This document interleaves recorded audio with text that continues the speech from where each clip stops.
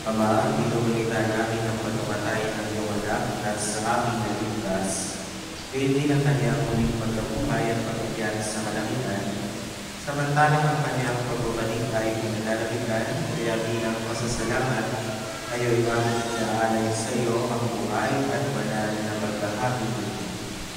Tungayan mo ang adorno ito ng iyong sambayanan. Masdan mo ang iyong anak na nag-alay ng kanyang buhay upang kami ay pagkasundo sa iyo.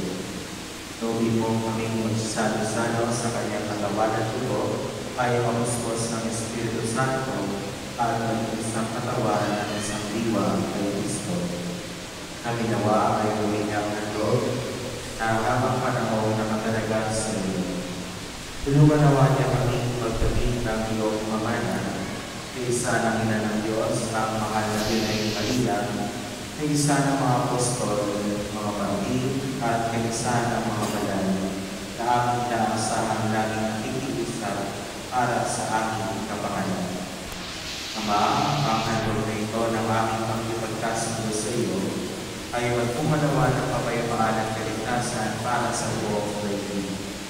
Patatagin mo sa pananampalataya at pag-ibig ang iyong simbahang naglalakbay sa lupa, kasama ng iyong lingkod na si Papa Francisco, ang aming Obispo Dennis, ng tanang mga obispo at buong kapayapaan.